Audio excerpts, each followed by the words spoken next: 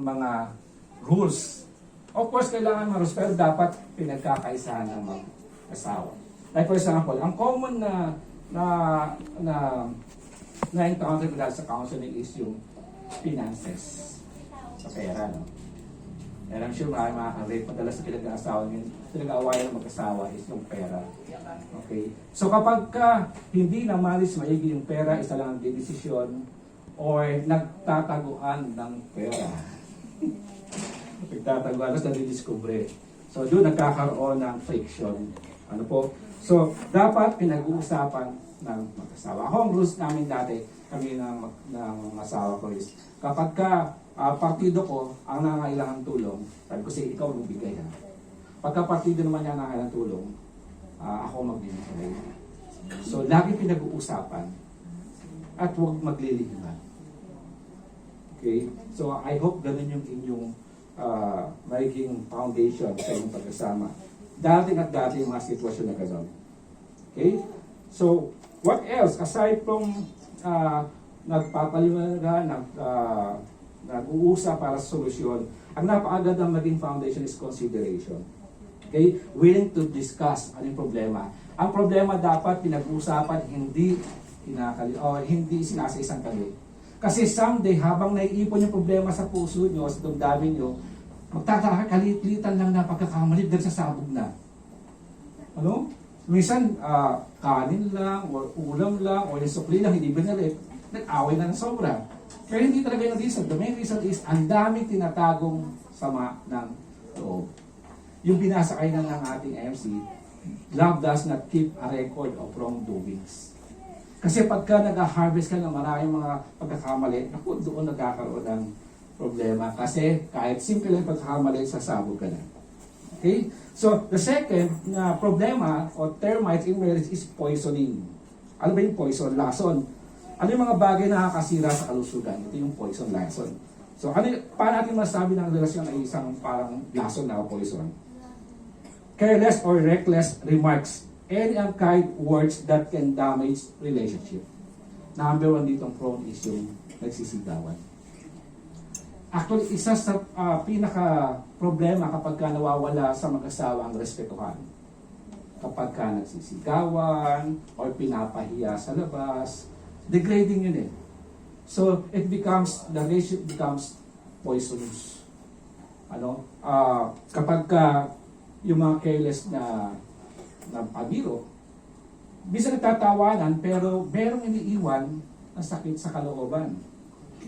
Okay, like for example, merong madalas na binibiro yung asawa niya, oy, mabarilis ka na, oy, yung mga ganong biro. Tapos siya naging center ng tawanan. And it's painful sa puso, sa damdamin. So kapag hindi ito natigil, naiipon, hanggang sa magagantihan na.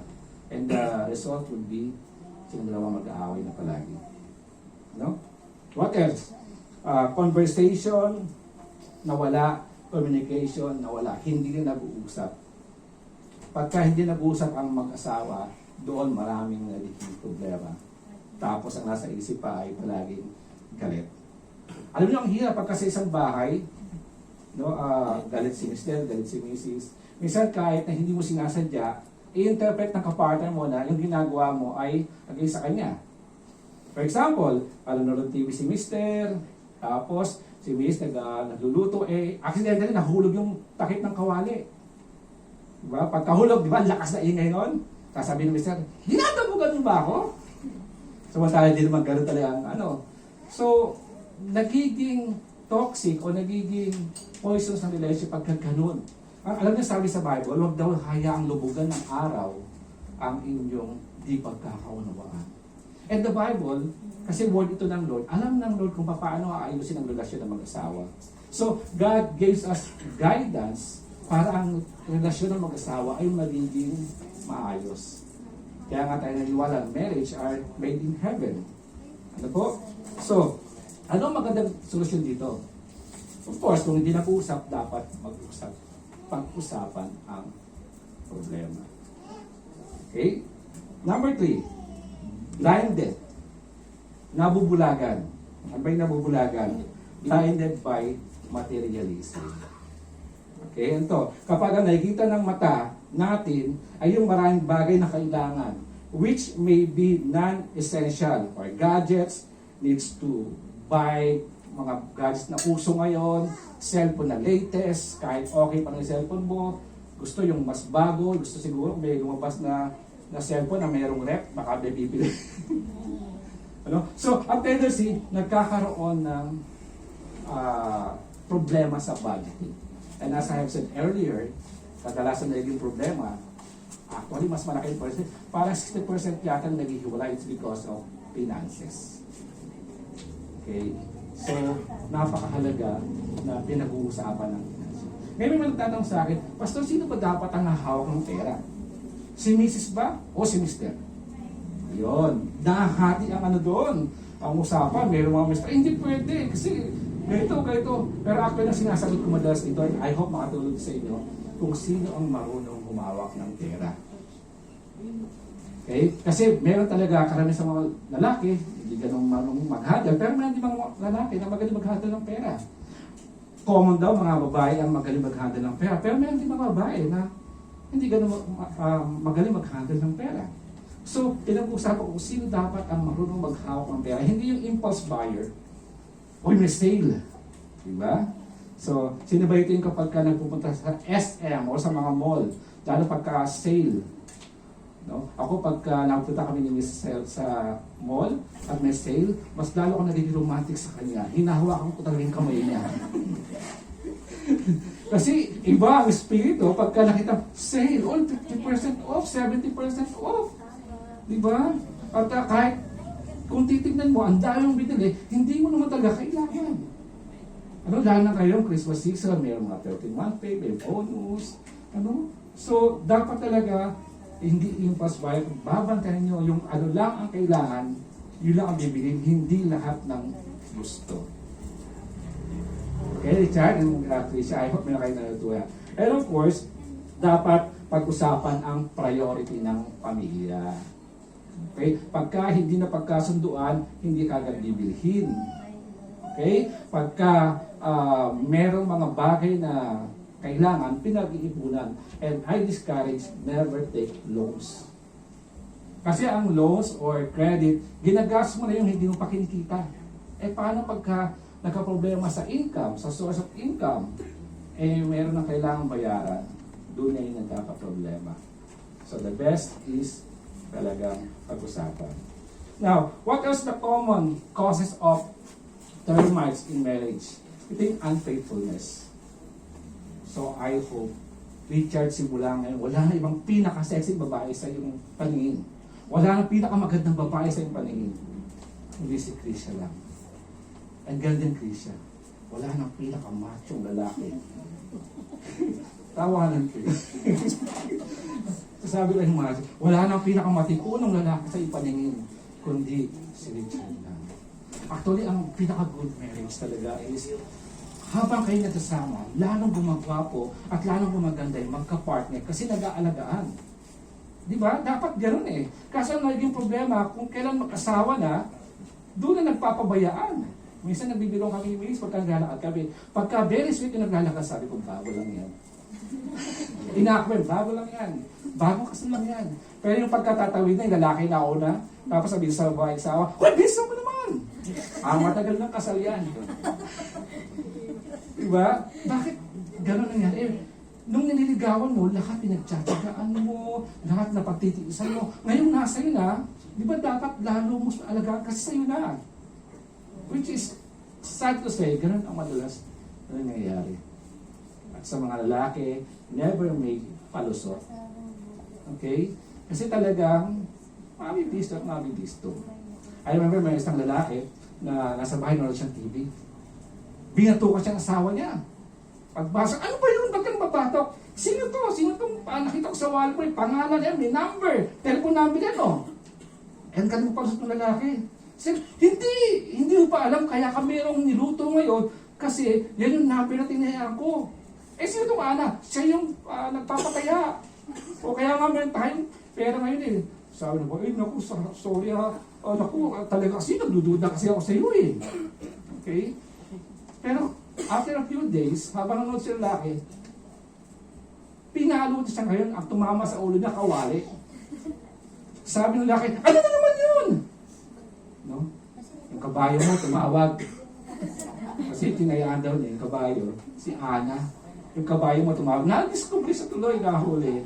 So never make palusot kasi mabibista at mabibista. Nakakatawa maraming kwento mga ganun. Pero the point is, napakaganda sa isang relasyon ang hindi nagtataguan. Laging tapat sa bawat isa. It will protect you in your relationship. At sana, kung mayroong problema, number one, Richard, kung may problema ka, dapat si Chris ang unang-unang makakaalam. Chris pa may problema ka, dapat si Richard ang unang-unang makakaalam. Never mention Richard sa ibang babae. Never mention Chris sa ibang babae. Kahit best friend pa yun. Dapat kayo muna kasi kayo talaga ang pinag-isa ng ating pagkakas. I can go on and go on. Kaya limited yung aking time dito. So, let's move on with our program sa pag-isang building ni Richard at ni Tricia. Okay? Now, pwede mic, pakihawak. Tayo po ay magsusumpaan na. Okay? Maghaharap si, pwede tumayo, Richard. And Tricia, pwede tumayo. Richard, hawakan mo yung kanang kamay ni Tricia.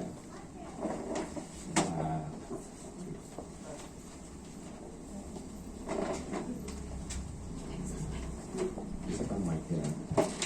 And Richard, ikaw unang magpahayag ng iyong sumpa kay pagsumpah kay Tricia. Sabihin mo ako, okay. Sabi mo pangalan ni Tricia. Tricia Ann. Tinatanggap kita bilang aking asawa at iingatan kita sa lahat ng panahon. Mabuti man o masama, sa karangyaan man o kahirapan, sa kalusugan man o sa karamdaman, iibigin kita at pagmamalasakitan hanggang papaghiwalayin tayo ng kamatayan. Alinsunod sa banal na kautusan ng Diyos, ibibigay ko sa iyo ang aking taus-pusong pagmamahal. Palakpakan naman natin. So, Richard, hawakan mo tayo ng kamay ni Richard. Sabi mo, Richard, tingin ka sa kapila. Richard, Tinatanggap kita bilang aking asawa at iingatan kita sa lahat ng panahon, mabuti man o masama, sa karangyaan man o sa kahirapan, sa kalusugan man o sa karamdaman. Iibigin kita at pakakamahalin hanggang papaghiwalayin tayo ng kamatayan. Alinsunod sa banal na kautusan ng Diyos, ibibigay ko sa iyo ang aking taus-pusong pangako. Okay. Upo na kayo. Pwede ko bang mahingi ang sing-sing?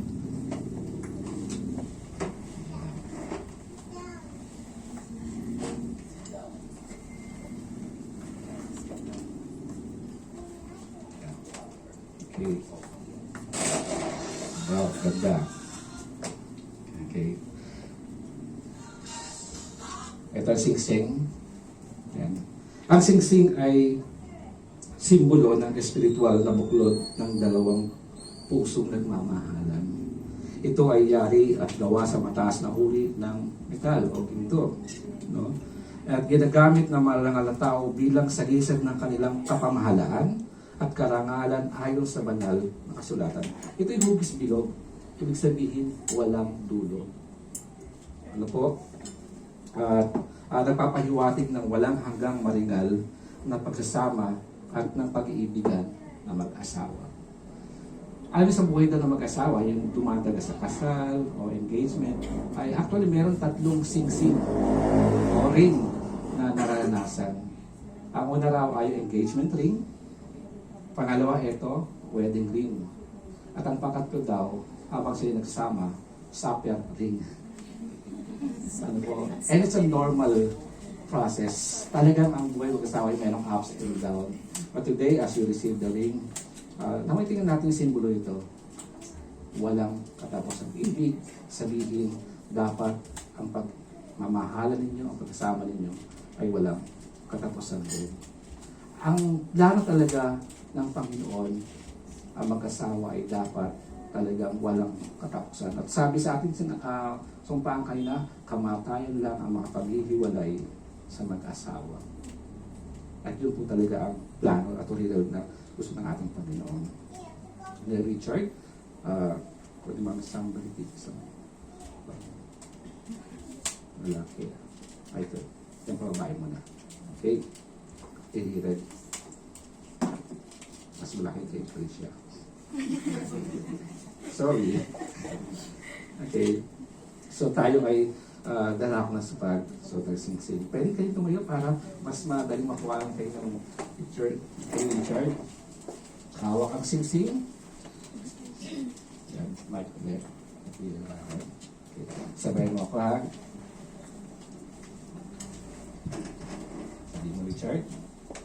Ang sing-sing na ito Ang singsing na ito ay kalakip ng pagpapakasal ko sa iyo ay kalakip ng pagpapakasal ko sa iyo bilang tanda bilang tanda ng aking walang hanggang pag-ibig ng aking walang hanggang pag-ibig sa iyo. sa iyo.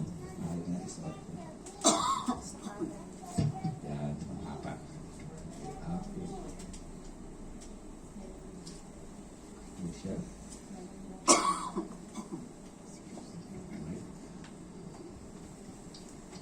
Okay, hawakan mo yung kamay ni Richard. Saan susukat ng singsing. At sabayan mo ako, Alicia, ang singsing na ito Ang singsing na ito ay kalakip ng pagpapakasal ko sa iyo ay kalakip ng pagpapakasal ko sa iyo bilang tanda bilang tanda ng aking walang hanggang ng aking walang hanggang pag-ibig sa iyo. pag-ibig sa iyo. Mahal na isuot.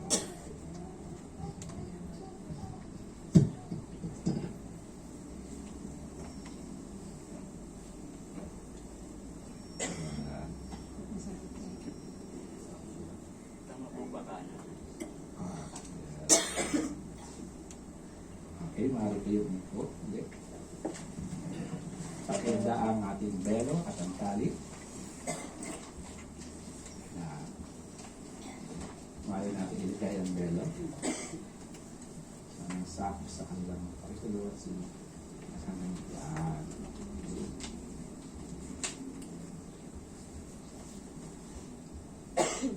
Sa bawat isa sa atin. Ang belo ay sagisag ng pagiging isa ng dalawa sa pagbubuo ng pamilya.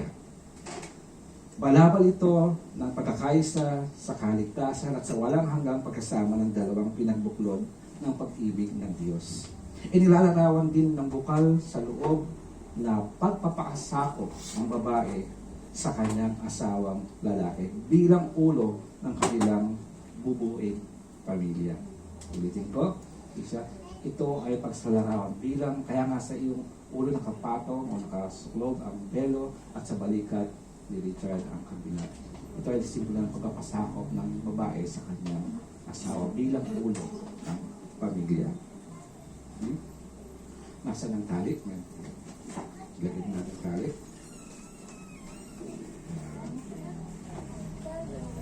Okay. Ang taling ito ay walang putol. Direto siya. Katulad ng pag-ibigan na nagbibigis sa mag-asawa. Isang ganap na pag-ibig na ipinangako sa isa't isa, hindi matatapos at hindi dapat mapapatid. Sige. Nasaan ang ating aras o ang treasure?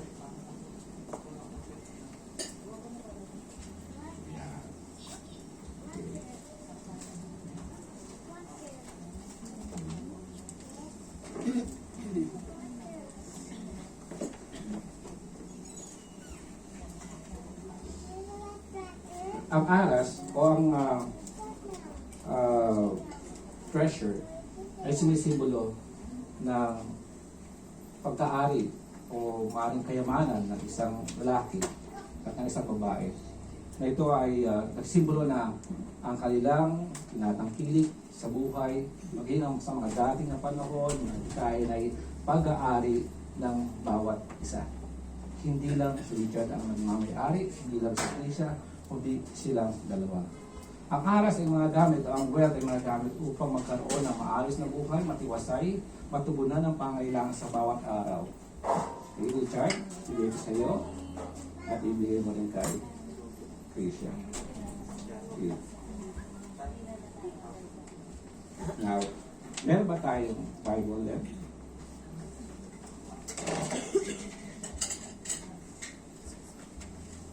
Ayan.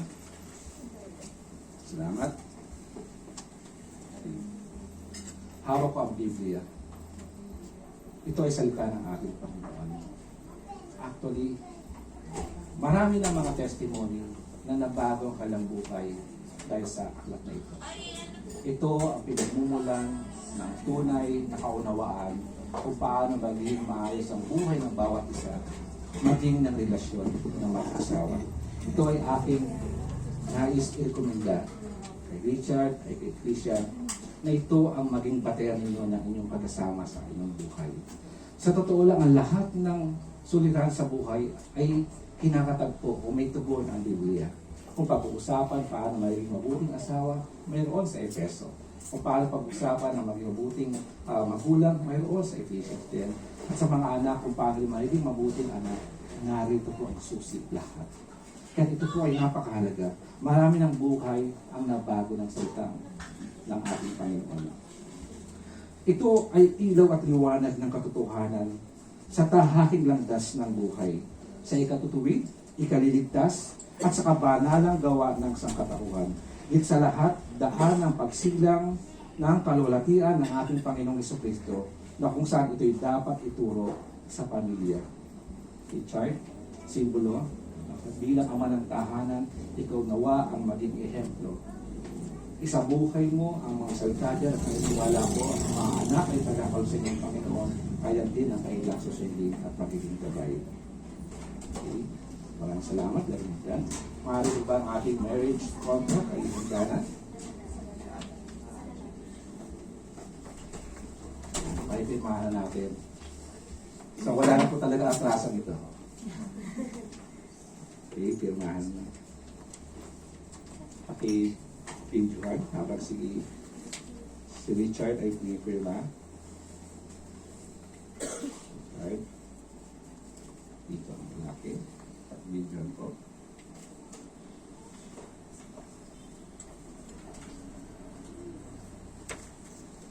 Yan, sige siya naman.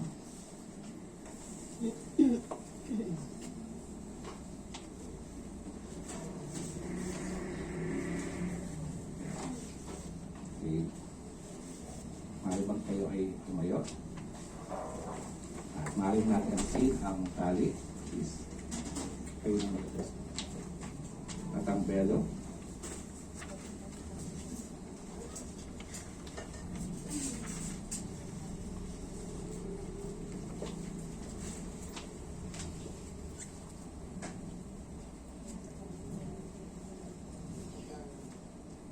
Okay. Aking kayong ipapanalangin sa oras na ito. Malawat tayong lahat ay yumuko at sumadiwa ng panalangin.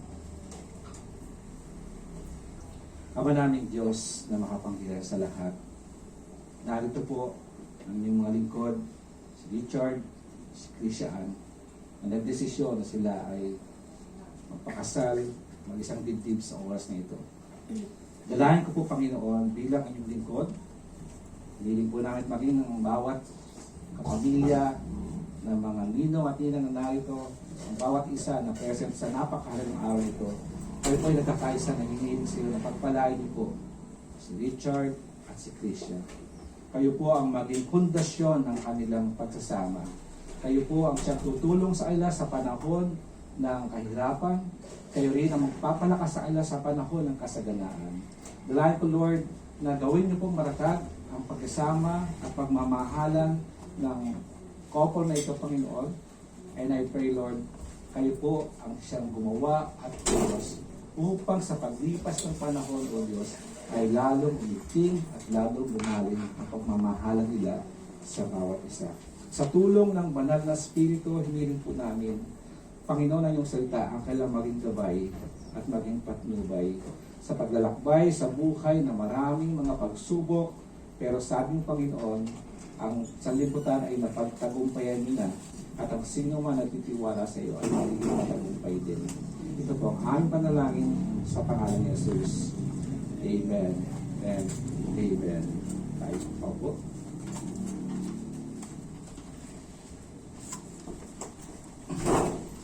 Sa mga magulang at ninong na narito, meron po akong habilin sa bawat isa sa inyo, lalo sa mga magulang.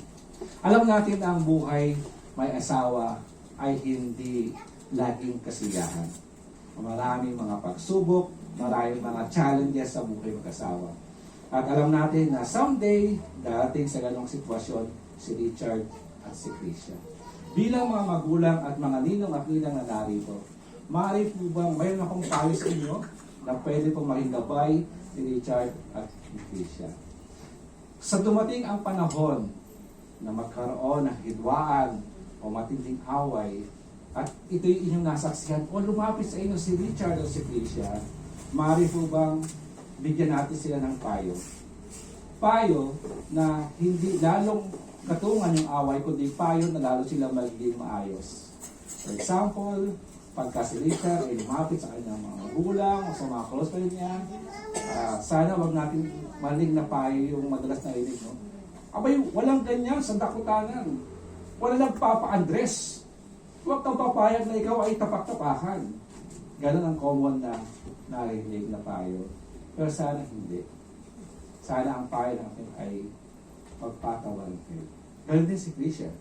Pagka lumapit sa inyo, nawawag yung payong, naku, binabal na suneta mga martir, huwag kang papaya, huwag kang alipin. Nawa ang ating magiging payo ay kung paano magpapatawaran at lilipas din ang mga season ng pagsubok sa inyong pagkasama. Nawa sa pamamagitan ng ating payo ay lalong magkakaroon ng pagkakaunawaan ang bawat isa. Bilang mga ninong at inang, tayo po ay maharap sa sagradong lugar na ito. Ito yung naging sagrado dahil nandito ang ating Panginoon. Sabi sa Bible, kung meron dalawa o tatlo nagkakatipon, siya nandun sa kanilang kaligitnaan. Therefore, kahit ito ay isang restaurant, but the Lord is here, and wherever God is, there is holiness. And there is blessing. Ang aking mga payo rin kay Richard at kay Krisha, huwag mawala sa inyo ang respeto sa bawat isa. Ang sekreto ng tumatagal na marriage is that the person is willing to forgive each other all over again. Ibig sabihin, huwag mawawala sa puso ninyo ang pagpapatawaran. Ito ang susi talaga. Tandaan natin, walang perfectong tao. Lahat ay nagkakamali. Imagine, si Richard ay lumaki sa ibang pamilya, si Krisha ay lumaki sa ibang tahanan, at magsasama sila sa isang bubungan. Diba? Meron talagang pangyayari na hindi kayo magkakasundo. Pero normal yun. Hayaan nyo lang na lumago kayo sa pagmamahal sa bawat isa. At kung ano yung sinumpaan nyo ngayon sa oras na ito ay maging pundasyon ng inyong pagsasawa. Maaari ko ba yun? Sa kongregasyon na ito rin, maaari ko ba yung aking suggestion na gagawin po natin? Ano pong inyong sagot? Yes. Maraming salamat po. Okay. Now, maaari ko bang pakidalo din kandila? Yan. Ay, i-off muna natin yung isang off mo muna yun. Yan. Okay. Yan, sindihan din yung mga kandila. Okay, pakisindi na yung ating. Ang kandila ay, nanarito ngayon sa ating harapan, meron silang tag-isang kandila. Si Richard at si Krisha. Ito'y sumisimbolo ng kailang buhay na bago magkasal ay magkahiwalay.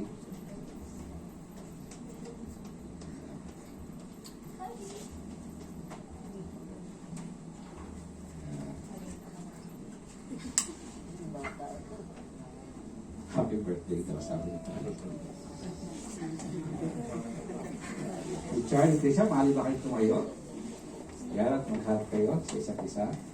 muli kong sabihin, ito ay sumisimbolo ng kailang buhay na individual. Subalit pagkatapos ng ating seremonya sa hapong ito, ay sila ay mag-iisa na. At ang pinakakandila na kailang sisindihan ay magsimbolo ng kanilang buhay. Sige, Richard, at Lisa, sindihan niyo ng kandila.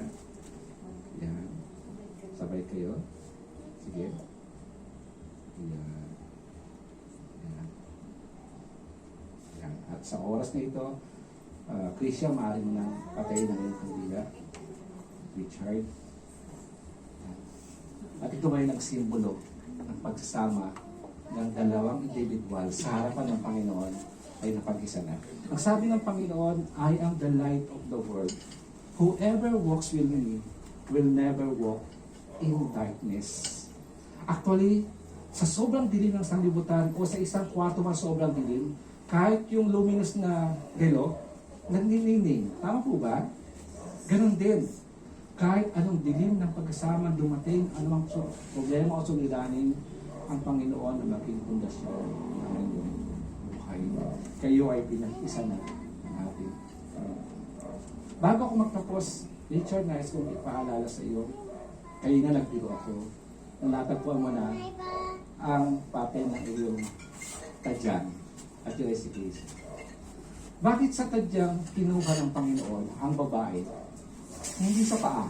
Hindi kumuha doon sa, ano yun, yung hililiit. Okay? O sa ingrown.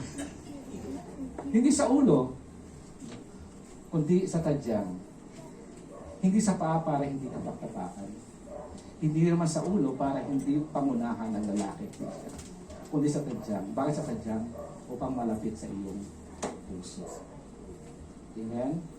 So sa oras ito, nais ko kayo humayop sa kongregasyon. And ladies and gentlemen, I would like to present to you the husband and wife, Mr. and Mrs. Richard and Krisha Ann Nakutanan.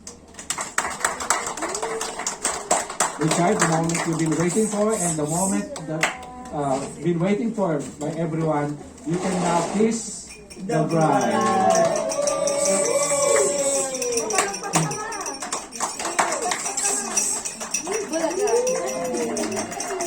Up, ready mga camera. Take your time. Ay, hindi na nakuha. Isa pa. What is it, James?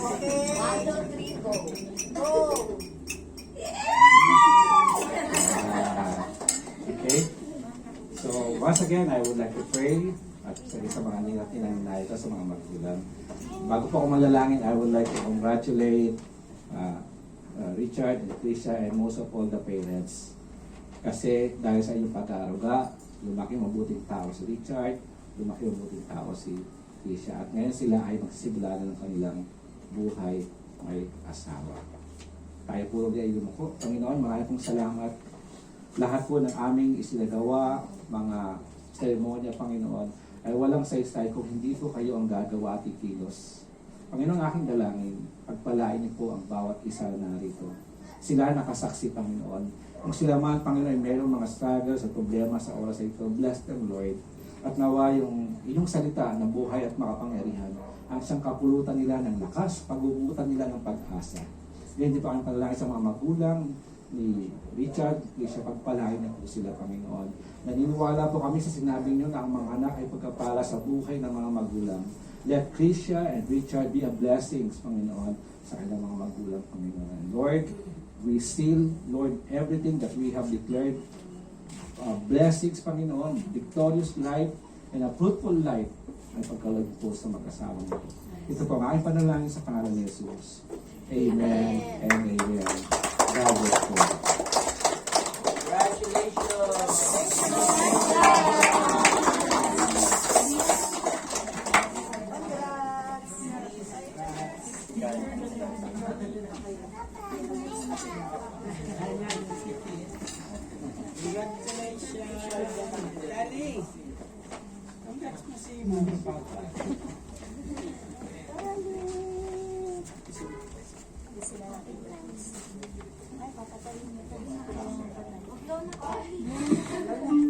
Happy birthday to you. once again po, a pleasant afternoon to everyone. Pwede bang itiyan mo naman yung katabi mo? Ayan. So, thank you for coming today sa wedding ni Krisha at ni Richard.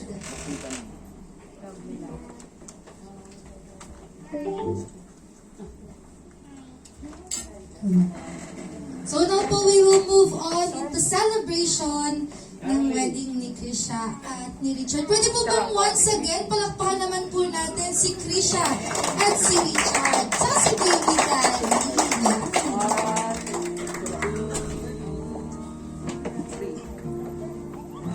So we thank you po everyone for coming today sa mga umabsent sa work para makijoin sa celebration ng wedding ni Krisha at ni Richard.